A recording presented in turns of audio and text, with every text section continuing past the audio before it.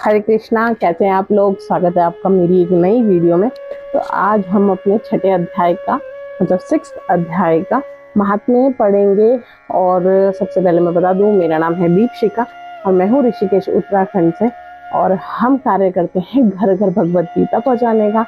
और आप भी मेरे इस कार्य के साथ जुड़ सकते हैं और पुण्य कमा सकते हैं। आप कैसे जुड़ेंगे? आप वीडियो को शेयर करके जुड़ेंगे। तो या तो आप वीडियो बनाइए डालिए या आप वीडियो को शेयर कर लीजिए। और हम लोग भगवत गीता पढ़नी शुरू करेंगे।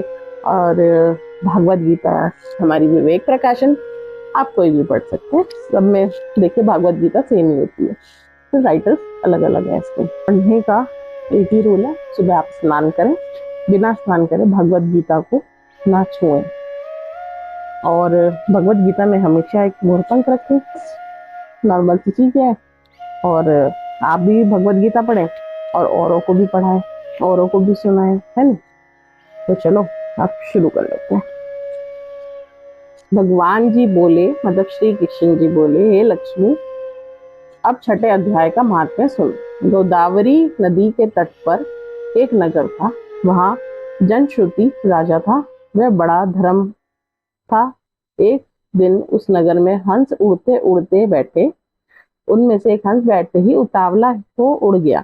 तब नगर के पंडितों ने कहा, हे हंस, तू ऐसा उतावला क्यों उड़ा है? क्या तू राजा का जनश्रुति से पहले ही स्वर्ग जाना चाहता है? तब उन पक्षियों में से सरदार था, मतलब सब पक्षियों का जो हेड होते हैं ना, वो था। उसने कहा, इस राजा से भी बढ़कर रेक मुनि श्रेष्ठ है।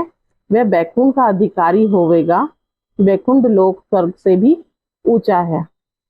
जब ये वार्ता राजा ने सुनी तब मन में विचार किया कि मेरे से उसका पुण्य अधिक होगा जिसकी ये हंस स्तुति करते हैं।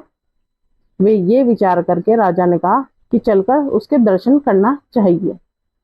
तब राजा ने सारथी से रथ मंगवाकर उस पर बैठ प्रथम श्री काशी जी में जाकर गंगा स्नान कर ब्राह्मणों को दान दे दिया, मतलब ब्राह्मण जो पंडित होते हैं उनको दान दे दिया। विश्वनाथ के शिव जी के दर्शन किए। फिर लोगों से पूछा, यहाँ रेक मुनि रहते हैं? लोगों ने कहा नहीं। तब राजा दक्षिण दिशा का गया। वह वहां भी स्नान ध्यान कर ध्यान दिया, द्वारकानाथ को परसा। फिर लोगों से पूछा, यहाँ कोई रेक मुनि रहते हैं? लोगों ने कहा नहीं। तब राजा पश्चिम दिशा में गया। ही स्नान आदि दान मतलब सब कुछ करा उसने। रेक मुनि को पूछे।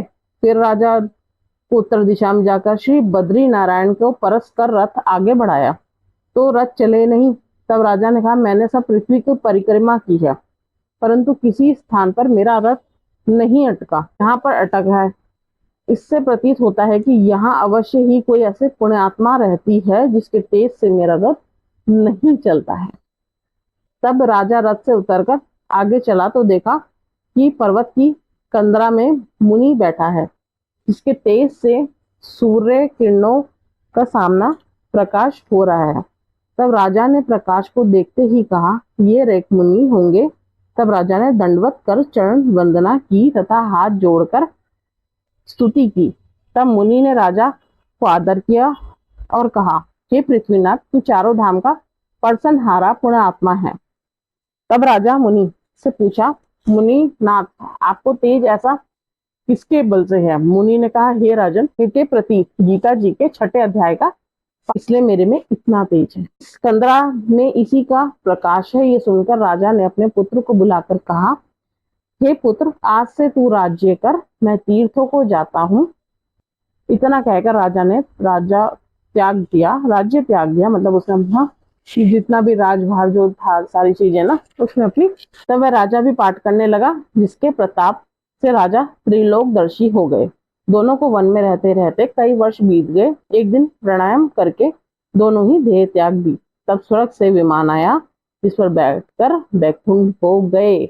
तो ये था हमारा महात्म्य श्रीमद् भगवत गीता का। अभी मुझे आपसे नेक्स्ट वीडियो में।